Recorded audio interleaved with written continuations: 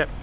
Hi, welcome to our post-game breakdown of Ohio State Purdue. We all took a Nital in the second quarter, and we have since revived ourselves, Mo.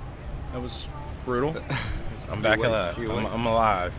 Well, like I said earlier, you could have watched a soap opera besides the game today because it was that boring. And that's the only thing the great thing is they did win, so another victory in the Big Ten. But I really thought the offense would look better coming off that Wisconsin win. A lot of momentum coming off of that. Terrell Pryor looked good. Beanie Wells looked good. Offensive line looked great. And then you come into a game like this against Purdue, who is horrible, flat out, and they both threw for less than 100 yards, rushed for less than 100 yards.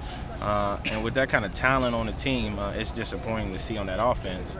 But we'll see what happens against Michigan State.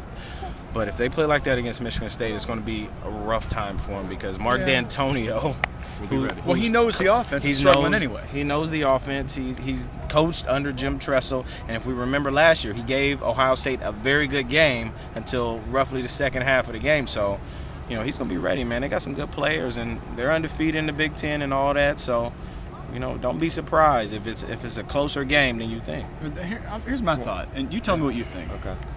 So many changes on the offensive line right now. I mean, we saw Mike Adams in there a lot. Mike Brewster obviously had already moved to center, Cordell moved to guard in place of Rary. Who's playing what? It's like you don't know who's going to be in the same five every series. Well, obviously the reason for that, it all begins with maybe the play isn't consistent enough with the starters. Yeah. Maybe they're not getting winning performances, causing us to substitute 5 offensive linemen in every other drive.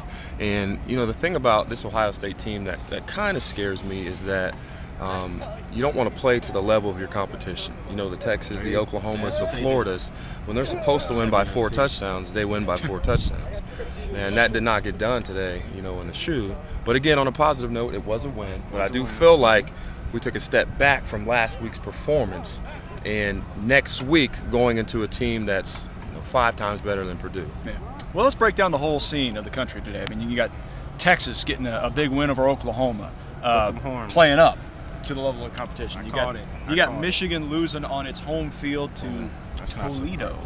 Nick Moore. How about Nick Moore? Nick Moore, 20 catches. 20 catches. You got real South. 162 yards. yards. Baby, go Wildcats. Monster. And we beat North last night. The kid's an idiot. So I mean, you've got Minnesota beating Illinois today.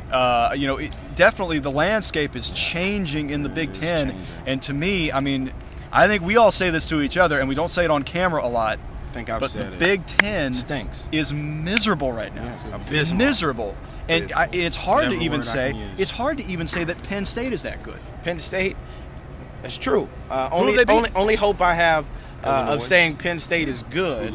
Only hope I have of saying Penn State is good is they beat Oregon State, and Oregon State beat USC. That's the only thing I can say. On their home field. On their home field. Right. So I can say because Penn State beat Oregon State beat USC, I can say Penn State is a pretty good team. But we'll see on October 25th. At night game, red out, Scarlet Fever, we own the night, all those kind of things.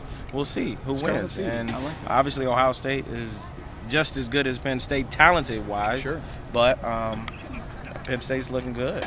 Joe Pa. At this rate, we could win out because the level of our competition, or the way the Big Ten is playing this year, and stay at 12, and not even get in a BCS bowl game, because we've been in this position the last 3 weeks, and teams in the top 10 continue to lose, but Ohio State stays at that 12th position. You're right. And this weekend didn't help at all. Well, I'd be very curious to see if they improve that ranking after this performance. And the last thing we got to break down here, look at this suit. Break it down. Look at this suit. How much time we got? I mean, honest to goodness. If we get, I don't know how much memory we got on that camera, but geez, son, I'm buttoning it now. Hello, ladies. Take a look inside and see the beauty that exists. Pass it. He said that guy's official. Like a referee with a whistle. Don't worry about it. Don't worry. No, seriously. No, seriously. Okay, here's the thing. We're not kidding you. This is the detail that Mo goes to. Look at this. Look at the cufflinks. What the world needs now. What the world needs is love. L-O-V-E. The world needs love. I'm looking for, hey. I don't know. You don't even know. I'm looking for love. I'm looking for love. But you know what? All the ladies out there, I just want to let you know. If you're looking for love, I got it right here on my sleeve just for you. So, I mean, you let me know. We're going to cut them off.